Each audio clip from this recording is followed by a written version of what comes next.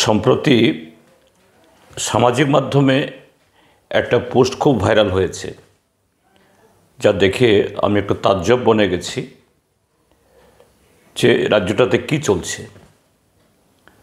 ঘটনা সম্ভবত গতকাল অথবা পরশু দিনের। একজন যুবক, তার নাম যা এখানে বেরিয়েছে, এই শানু মালাকার। তিনি একজন লোকশিল্পী, নিজেও গান এবং গান গিয়ে শোনান।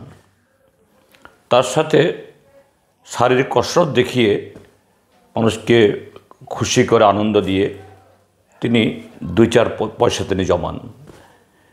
এবং সেই পোস্টের মাধ্যমেই এবং যে পোস্টটা ভাইরাল হয়েছে সেখানে যে নানা মানুষের কমেন্ট, সে অর্থ তিনি যা সংগ্রহ করেন নিজের জন্য খরচ করেন না, এটাও গরিব দুঃখী বা দুস্থ তাদেরকে বিলিয়ে দেন, সমাজসেবাতে করেন।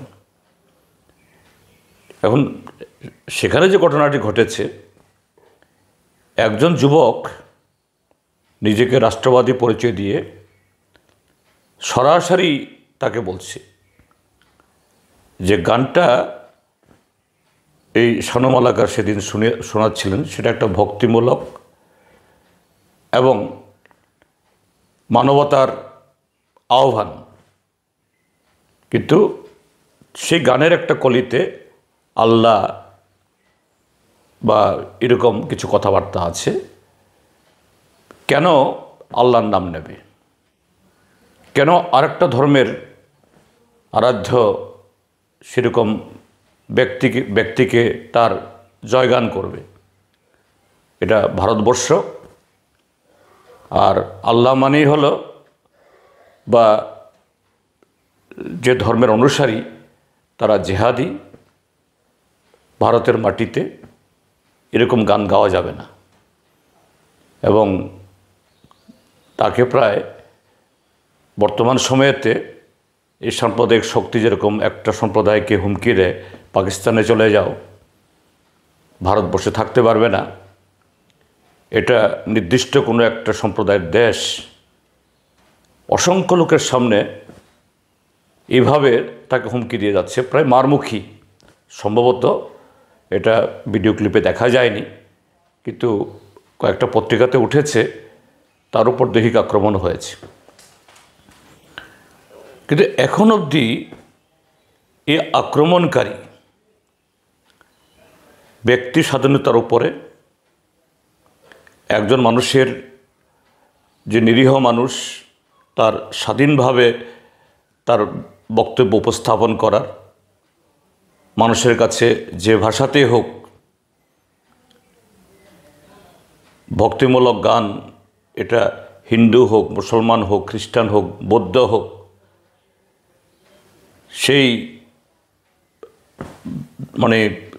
ধর্মবিশ্বাসের উপর ভিত্তি করে সে গান দিয়ে আহ্বান করার এই অধিকার আমাদের দেশের মানুষের জন্মগত অধিকার, সংবিধান স্বীকৃত অধিকার। আর তার বিরুদ্ধে এইভাবে দিন দুপুরে জনসমক্ষে হামলা করছে। কিন্তু আমাদের রাজ্য প্রশাসনের তরফ থেকে, আরক্ষা দপ্তরের তরফ থেকে কোনো পদক্ষেপ নেওয়া হয়েছে সেরকম খবর নেই। পত্রপত্রিকায় দেখছি যে কোনো একটা সংগঠনের লোক, তথাকথিত সনাতনী নাম দিয়ে কিছু লোক কারো বিরুদ্ধে একটা মিছিল করলেই, কারো বিরুদ্ধে একটা থানাতে অভিযোগ করলেই, যে আমাদের রাজ্যের মধ্যেও এই পহেলগামের ঘটনার পরে ওয়াকফ সংশোধনী বিল পাস হওয়ার পরে যারা এইভাবে মানুষের অধিকারের কথা বলেছেন, পুলিশ তাদেরকে নানা ধারায় গ্রেপ্তার করে লকআপে নিক্ষেপ করে, 8, 9, 10 দিন 12 দিন ওদেরকে এইভাবে হয়রান করে। তো এক্ষেত্রে কেন হবে না? আমি লক্ষ্য করছি এই সমস্ত ঘটনায় পুলিশকে জিজ্ঞেস করা হলে তারা বলে, না, কেউ তো এফআইআর করেনি। তো এরকম তো ঘটনা অন্য ক্ষেত্রেতে কিছু লোক মিছিল করলো, এফআইআর না করলেও পুলিশ হন্তদন্ত হয়ে তাদের বিরুদ্ধে নানা ধরনের যে ধারা যুক্ত করে দেয়, যা এই সমস্ত লোকদের বয়ানে যারা সাংবিধানিক অধিকার হিসেবে কথা বলেন সেই ধারা যুক্ত করা যায় না, কিন্তু এইভাবে হয়রানি করছে, এই ক্ষেত্রেও হবে না কেন? আর ত্রিপুরাজ্যে কী করে সাধারণ মানুষ এফআইআর করবে? এফআইআর করতে গেলেই তো এই লোকগুলো আবার বাড়িঘর হামলা করবে। গতকালের এরকম একটা ঘটনা ঘটেছে কমলপুরে। এই ভারতীয় জনতা পার্টির লোভে ফাঁদে পড়ে দীর্ঘদিন বিজেপির লাইনে হেঁটেছে, নানা রকম অকাম কুকামের সাথে লিপ্ত হতে বাধ্য হয়েছে, বাইক বাহিনীর সদস্য হয়েছে, কিন্তু নিজের থেকে ভুল বুঝে অন্য একটা দলে তারা বিজেপি থেকে পদত্যাগ করে আসছেন। আর গতকালই রাত্রেবেলা তার বাড়িতে আক্রমণ হয়েছে, আবার তার বিরুদ্ধে এরকম মিথ্যা মামলা দিয়ে তাকে গ্রেপ্তার করানো হয়েছে। তো ত্রিপুরাজ্যের মধ্যে নিরীহ মানুষ এইভাবে থানায় বিচার চাইবার সে পরিবেশ আছে? সে আইনের শাসন আছে?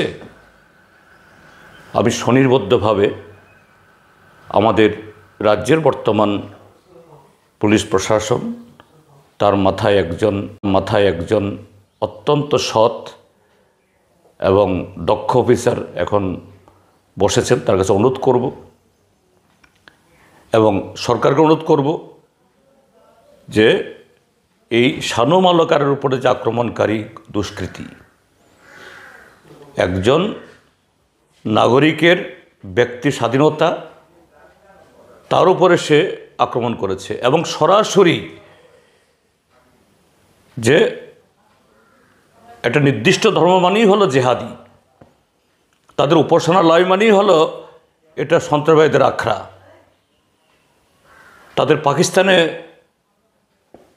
এই যেতে হবে, এইভাবে হুমকিকারী। এটার বিরুদ্ধে যে ধারাগুলির প্রযোজ্য হয়, যে ধরনের পদক্ষেপ পুলিশ নেওয়া উচিত দ্রুত নেওয়া হোক। তা না হলে পরে এই রাজ্যের আইনশৃঙ্খলার আরও অবনতি ঘটবে। যতই বড় বড় বিজ্ঞাপন দিক, ভালো ভালো কথা বলুক, এতে